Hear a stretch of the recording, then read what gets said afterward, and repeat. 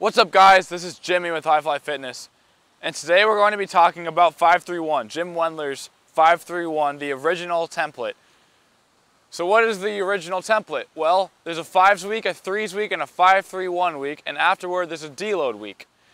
The 5s week is, well, basically all of the weeks are based off of your 90% of your 1 rep max. So that's essentially your training max, and that is what everything is going to be based off of.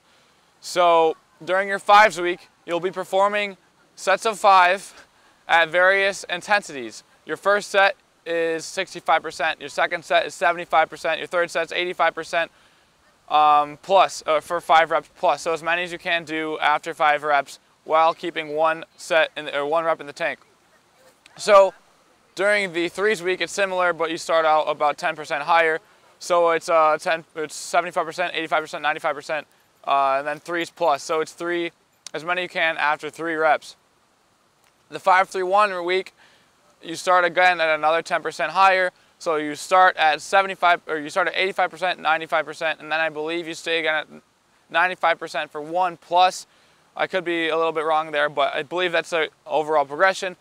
And then there's a deload week, and during that deload week, the entire purpose is to recover from the really intense workouts that you've been performing during the month, even though they're all based off of 90% of your 1 rep max. So you're never even going above 90% of your 1 rep max. So unless you're an advanced athlete and if you accumulated a shitload of fatigue, there is no need for the deload week, especially as a novice or an intermediate athlete.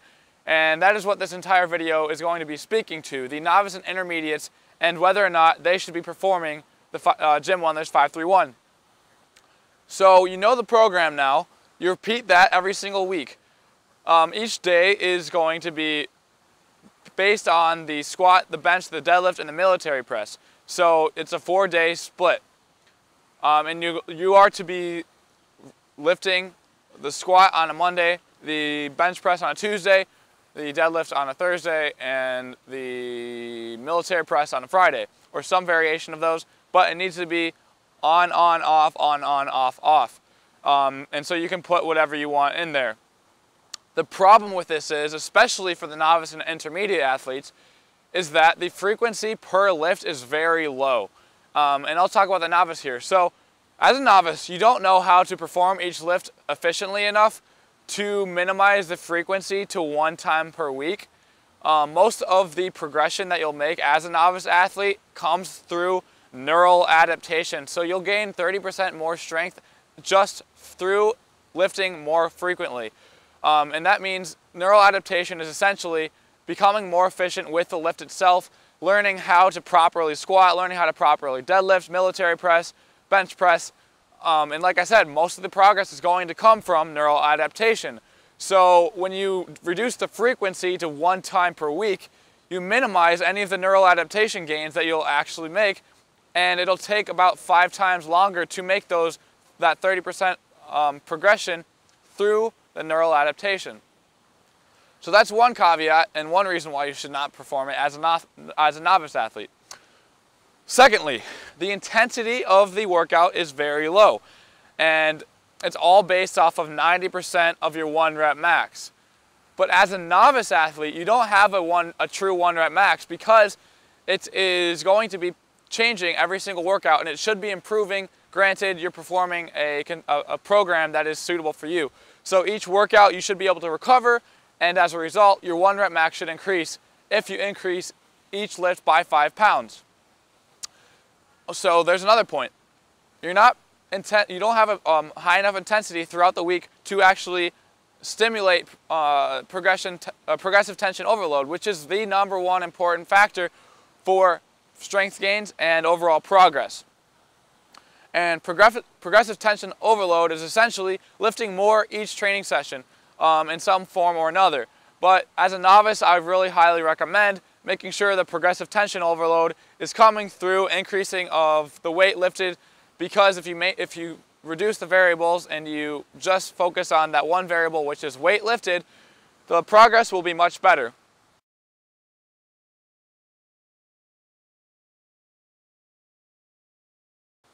Okay, so now let's talk about how this applies to the intermediate athlete.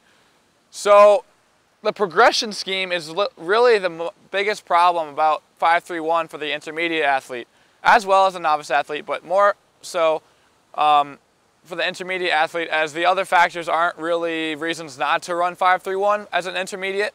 And so essentially with the 5-3-1, your intent is to increase your 1 rep max by 5 pounds each month. So over the course of a year, you'll be increasing your 1 rep max by about 60 pounds on each lift, if you're lucky. So in my opinion, and mostly hopefully everyone else's opinion, as an intermediate, you should be able to increase your 1 rep max by about 2.5 to 5 pounds each week, because again, as an intermediate, you're able to progress and recover every week. So you can potentially run 5-3-1 and be okay with those weekly 5 pound jumps on each lift, but why would you want to do something that's going to take you longer just because you may be able to stay injury free in the long term? That's just another thing that you need to make sure.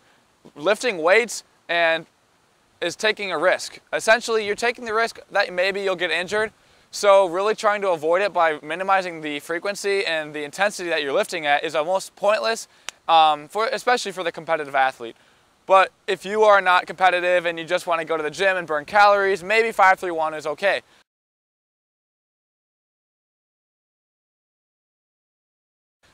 Who is 5-3-1 for? As 5-3-1 was written, it was for the advanced athlete who gets tired of thinking too hard about their training programs, because as an advanced athlete, the amount of volume that you're able to handle is super high.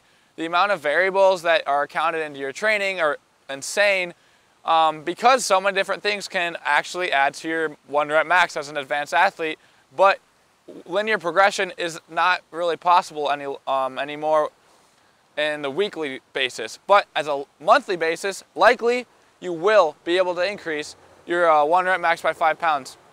So really, if you're an advanced athlete, go ahead, go and run 5-3-1.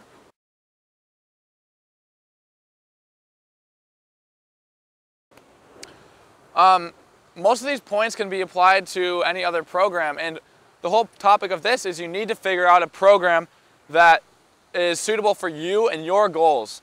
5-3-1, just because other people have run it doesn't mean you should be running it. If you don't fit the domain of the program, if you're a novice athlete, you shouldn't be running it. It's not for you. If you're an intermediate athlete, possibly you can run it, but if it doesn't fit you and if you don't think that you're making progress quickly enough, then don't run it.